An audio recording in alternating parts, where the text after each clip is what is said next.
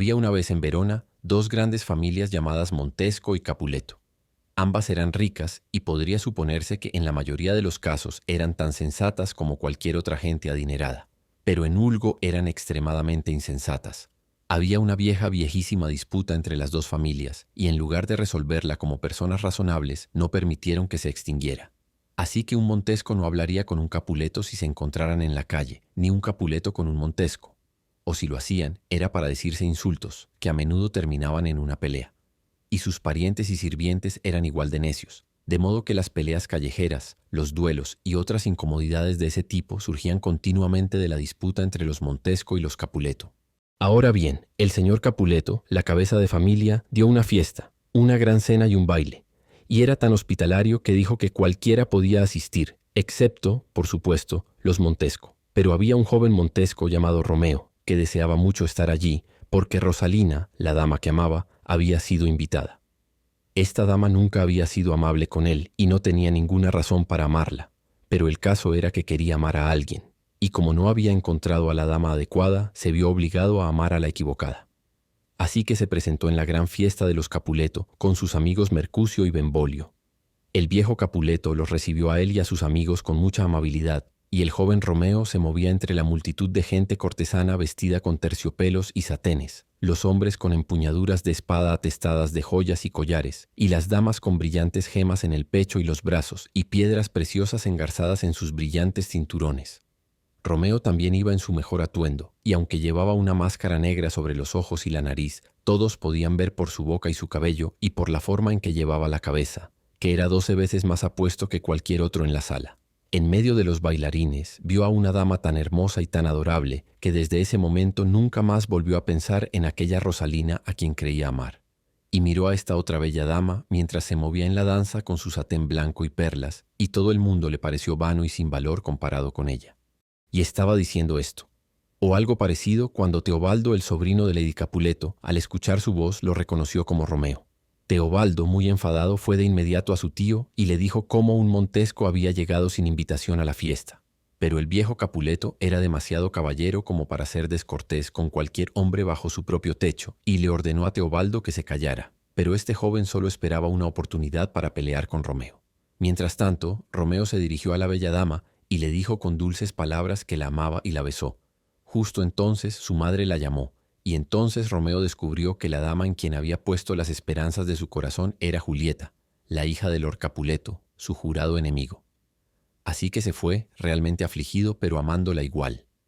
Entonces Julieta le dijo a su nodriza, «¿Quién es ese caballero que no quiso bailar?» «Su nombre es Romeo, y es un Montesco, el único hijo de tu gran enemigo», respondió la nodriza. Luego Julieta fue a su habitación y miró por la ventana, sobre el bello jardín verde gris, donde la luna brillaba. Y Romeo estaba escondido en ese jardín entre los árboles, porque no podía soportar irse sin intentar verla de nuevo. Así que ella, sin saber que él estaba allí, habló en voz alta de su pensamiento secreto y le contó al tranquilo jardín cómo amaba a Romeo. Y Romeo lo oyó y se alegró más allá de toda medida. Escondido abajo, miró hacia arriba y vio su hermoso rostro a la luz de la luna, enmarcado en las flores enredaderas que crecían alrededor de su ventana, y mientras miraba y escuchaba, sentía como si hubiera sido llevado en un sueño y dejado por algún mago en ese hermoso y encantado jardín. «Ah, ¿por qué te llamas Romeo?», dijo Julieta. «Ya que te amo, ¿qué importa cómo te llamas? Llámame solo amor y seré rebautizado. Desde ahora nunca seré Romeo», exclamó él dando un paso hacia la luz de la luna desde la sombra de los cipreses y adelfas que lo habían ocultado. Al principio ella se asustó, pero cuando vio que era el propio Romeo y no un desconocido, también se alegró, y él estando en el jardín abajo y ella asomándose por la ventana, hablaron largo rato, cada uno tratando de encontrar las palabras más dulces del mundo para hacer esa conversación placentera que usan los amantes. Y el relato de todo lo que dijeron, y la dulce música que hicieron sus voces juntas está todo escrito en un libro dorado. Y el tiempo pasó tan rápido como ocurre con la gente que se ama y está junta, que cuando llegó la hora de separarse parecía como si apenas se hubieran encontrado, y en verdad apenas sabían cómo separarse. «Te enviaré un mensaje mañana», dijo Julieta.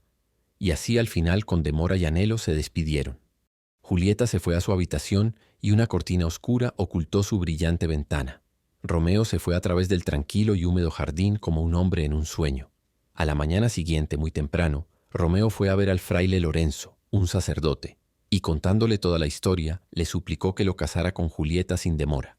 Y esto, después de hablar un poco, el sacerdote accedió a hacerlo. Así que cuando Julieta envió a su anciana nodriza a ver a Romeo ese día para saber qué planeaba hacer, la anciana llevó de vuelta el mensaje de que todo estaba bien y todo listo para la boda de Julieta y Romeo a la mañana siguiente. Los jóvenes amantes tenían miedo de pedir el consentimiento de sus padres para su matrimonio, como los jóvenes debían hacer debido a esta tonta vieja disputa entre los Capuleto y los Montesco. Y el fraile Lorenzo estaba dispuesto a ayudar a los jóvenes amantes en secreto, porque pensaba que una vez casados sus padres pronto podrían ser informados, y que ese enlace podría poner fin felizmente a la vieja disputa. Así que a la mañana siguiente, muy temprano, Romeo y Julieta se casaron en la celda del fraile Lorenzo, y se despidieron con lágrimas y besos. Romeo prometió ir al jardín esa noche, y la nodriza preparó una escalera de cuerda para bajar desde la ventana, de modo que Romeo pudiera trepar y hablar con su querida esposa tranquilamente y a solas. Pero ese mismo día sucedió algo terrible. Tebaldo, el joven que se había enojado tanto al ver a Romeo en la fiesta de los Capuleto, lo encontró en la calle con sus dos amigos, Mercucio y Benvolio, llamó villano a Romeo y le pidió que peleara. Romeo no deseaba pelear con el primo de Julieta, pero Mercucio desenvainó su espada, y él y Tebaldo pelearon, y Mercucio fue asesinado. Cuando Romeo vio que su amigo estaba muerto, olvidó todo excepto su ira hacia el hombre que lo había matado, y él y Tebaldo pelearon hasta que Tebaldo cayó muerto. Así que el mismo día de su boda, Romeo mató al querido primo de Julieta y fue condenado al destierro. La pobre Julieta y su joven esposo se encontraron esa noche, en efecto. Él subió la escalera de cuerda entre las flores y encontró su ventana, pero su encuentro fue triste y se despidieron con amargas lágrimas y corazones pesados, porque no sabían cuándo volverían a encontrarse. Ahora, el padre de Julieta, que por supuesto no tenía idea de que ella estaba casada, deseaba que se casara con un caballero llamado Paris, y estaba tan enojado cuando ella se negó que se apresuró a preguntar al fraile Lorenzo qué debía hacer. Él le aconsejó que fingiera consentir, y luego dijo: «Te daré una poción que te hará parecer muerta durante 2 días, y entonces cuando te lleven a la iglesia será para enterrarte, y no para casarte. Te pondrán en la cripta creyendo que estás muerta, y antes de que despiertes, Romeo y yo estaremos allí para cuidarte. ¿Harás esto o tienes miedo?» «Lo haré. No me hables de miedo», dijo Julieta. Y se fue a casa y le dijo a su padre que se casaría con Paris.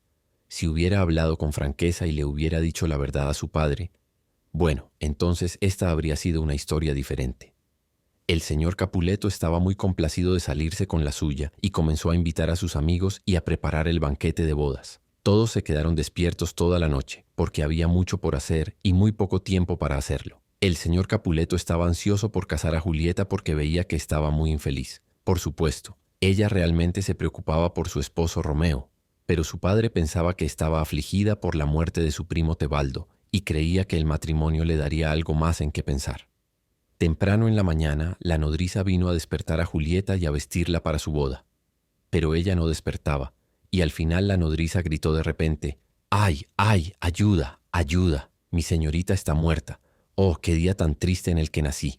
Lady Capuleto entró corriendo, y luego el señor Capuleto y Lord Paris, el novio. Allí yacía Julieta fría, pálida y sin vida, y todo su llanto no podía despertarla. Así que fue un entierro ese día en vez de una boda. Mientras tanto, el fraile Lorenzo había enviado un mensajero a Mantua con una carta para Romeo diciéndole todas estas cosas, y todo hubiera salido bien, solo que el mensajero se retrasó y no pudo ir. Pero las malas noticias viajan rápido. El sirviente de Romeo, que conocía el secreto del matrimonio, pero no el de la falsa muerte de Julieta, se enteró de su funeral y corrió a Mantua para decirle a Romeo que su joven esposa había muerto y yacía en la tumba. «¿Es así?», gritó Romeo con el corazón roto. «Entonces yaceré junto a Julieta esta noche», y se compró un veneno y fue directamente de vuelta a Verona. Se apresuró a llegar al sepulcro donde yacía Julieta. No era una tumba, sino una cripta. Forzó la puerta y estaba a punto de bajar los escalones de piedra que llevaban a la cripta donde yacían todos los Capuleto muertos, cuando escuchó una voz detrás de él llamándolo para que se detuviera. Era el conde Paris, quien iba a casarse con Julieta ese mismo día. «¿Cómo te atreves a venir aquí y perturbar los cuerpos muertos de los Capuleto, vil Montesco?», gritó Paris. El pobre Romeo, medio loco de dolor, intentó responder suavemente. «Te dijeron», dijo Paris, que si regresabas a Verona debías morir. Debo, en verdad, dijo Romeo. No vine aquí por otra razón. Buen gentil joven, déjame. Oh, vete, antes de que te haga daño. Te amo más que a mí mismo. Vete. Déjame aquí. Entonces Paris dijo, te desafío y te arresto como un criminal. Y Romeo, en su ira y desesperación, desenvainó su espada. Lucharon y Paris fue asesinado. Cuando la espada de Romeo lo atravesó, Paris gritó, «Oh, estoy muerto. Si eres misericordioso, abre la tumba y ponme junto a Julieta». Y Romeo dijo, «En verdad lo haré». Y llevó al hombre muerto a la tumba y lo puso junto a la querida Julieta. Luego se arrodilló junto a Julieta y le habló.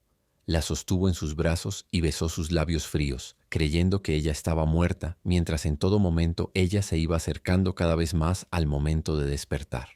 Luego bebió el veneno y murió al lado de su amada y esposa. Entonces llegó el fraile Lorenzo, cuando ya era demasiado tarde, y vio todo lo que había ocurrido. Y entonces la pobre Julieta despertó de su sueño para encontrar a su esposo y a su amigo muertos junto a ella.